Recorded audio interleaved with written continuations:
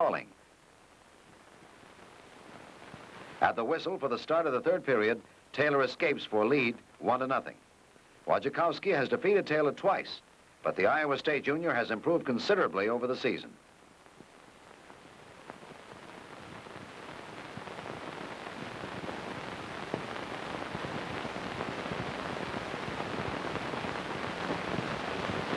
Taylor, showing agility, slips behind for a takedown and 3-0 lead.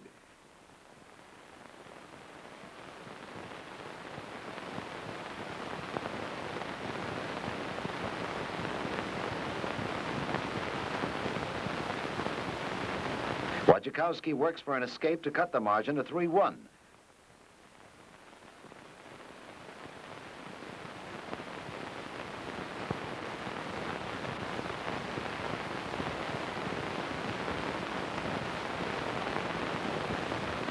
Trying to solve how to take the big man down, Wojciechowski becomes vulnerable and Taylor moves in for the takedown and the match ends.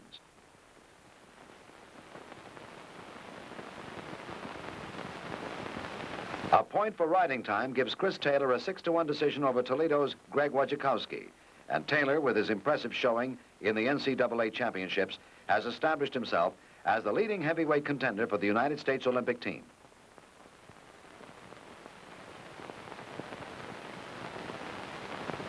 In the 126-pound match, Michigan State's Pat Milkovich goes against Chris Quigley of Illinois State.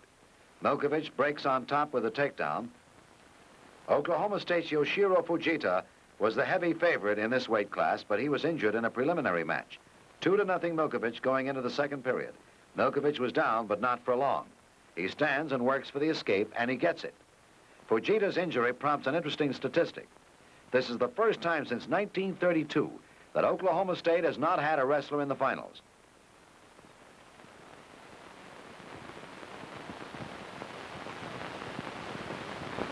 The period ends. Into the third period, Quigley is down. He tries to escape, but Milkovich holds on. This could be valuable riding time for Milkovich.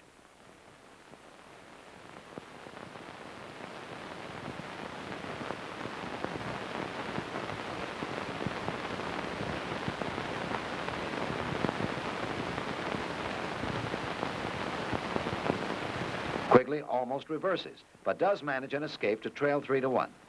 But he can only add a stalling point the rest of the way, and Pat Milkovich, with a point for riding time, decisions Chris Quigley 4-2 for the 126-pound championship. Pat Milkovich, only a freshman, at least has the opportunity to become the first four-time individual champion. The 142-pound match has Pat Milkovich's brother Tom against Washington's Larry Owings. The Milkoviches are a wrestling family. Pat and Tom had an older brother who wrestled for Kent State. Their father is the wrestling coach at Maple Heights High School in Ohio, and he has had numerous state championship teams. The first period was scoreless. The second period has Milkovich up with Owings working for an escape. He gets out for a 1-0 lead. Owings probably has the most memorable victory in the history of the championships. 2 years ago, he defeated Iowa State's Dan Gable in the finals to become the only wrestler to beat Gable in high school or in college.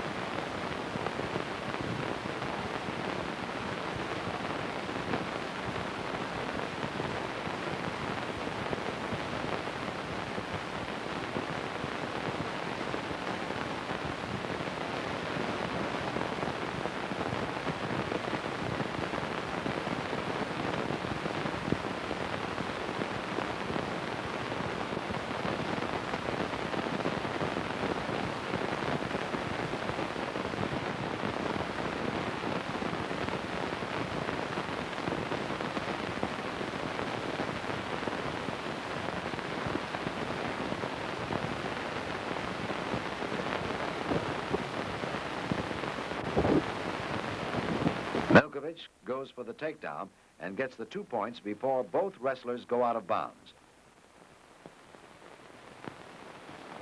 The third period, Owings on top. Milkovich stands up and goes to work on Owings, controlling hands.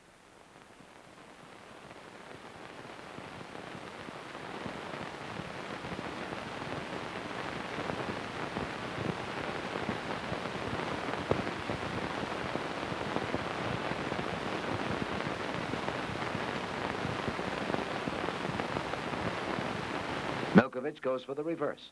The Spartan now leads 4-1.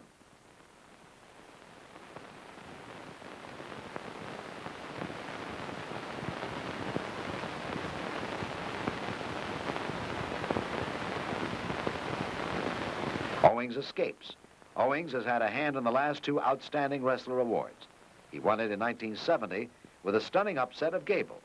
Last year, Darrell Keller from Oklahoma State, and coincidentally part of a championship brother combination, won the award for his victory over Owings.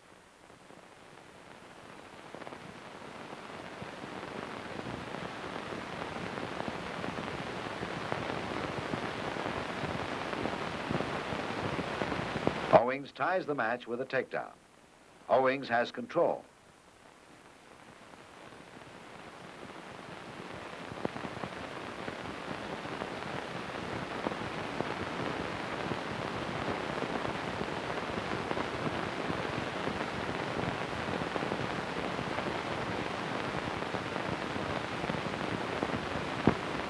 Milkovich flips him over his back. He gains the neutral position for an escape point to break the tie.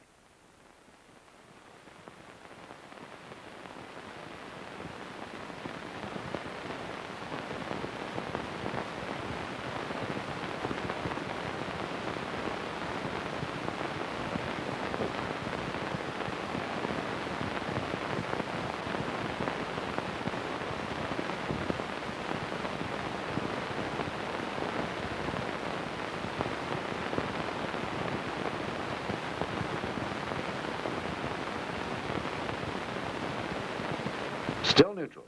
Milkovich shoots and ties up Owings.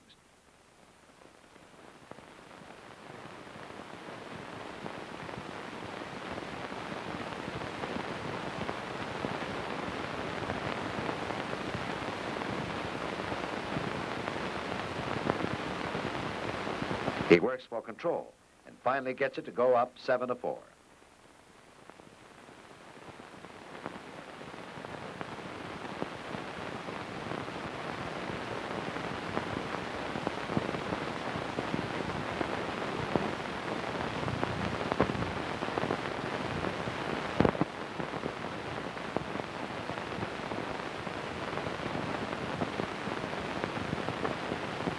He rides out the rest of the period and matches his brother's previous championship performance.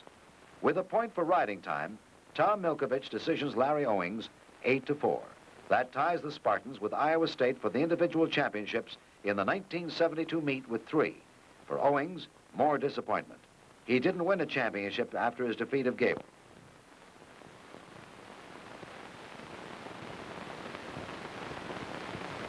Wade Chalice of Clarion State goes against Jarrett Hubbard of Michigan. Hubbard finished 4th last year, but Chalice has been impressive in these championships. A week earlier, Chalice won his weight class in the College Division Championships. He was voted the most outstanding wrestler and recorded the most pins. At these championships, he has recorded 3 pins so far.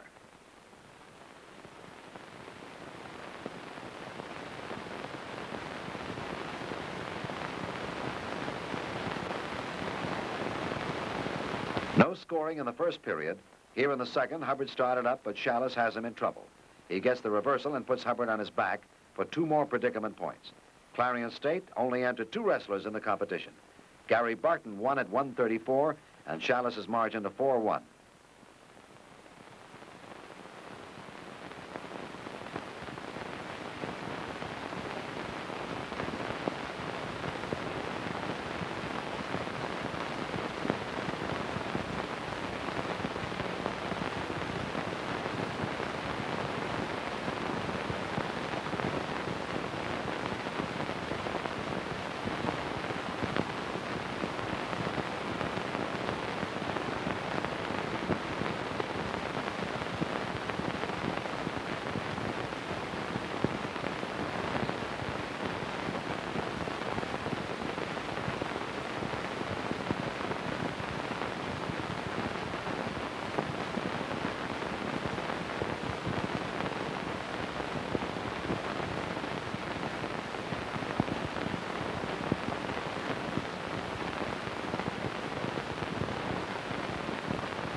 Chalice, showing great strength, gains control by flipping Hubbard over.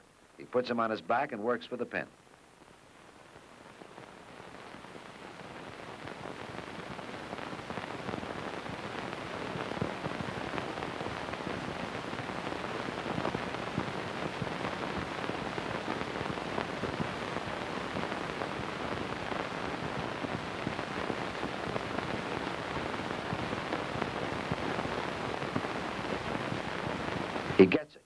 time is 3:52, and Clarion State has its second national champion in Wade Challis.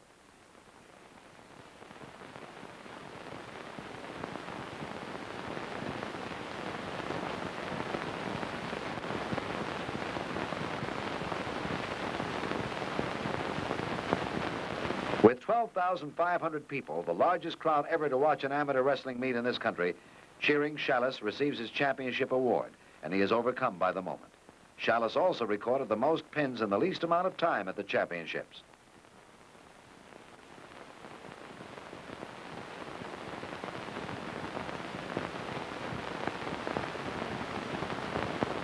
The final team scoreboard, Iowa State, the team champion, followed by Michigan State, Oklahoma State, Washington, and Oklahoma. Wade Challis, for his pinning prowess in these championships, which included a pin over Michigan's Jared Hubbard, was selected the outstanding wrestler. The winning Iowa State team with Coach Harold Nichols. Next year's championships will be held at the University of Washington. And the individual champions. In the first row, Michigan State's Greg Johnson and Pat Milkovich, Clarion State's Gary Barton, Michigan State's Tom Milkovich, and Clarion State's Wade Challis. In the back row, Iowa State's Chris Taylor and Ben Peterson, Washington's Bill Murdoch, Andy Matter from Penn State, and Carl Adams from Iowa State.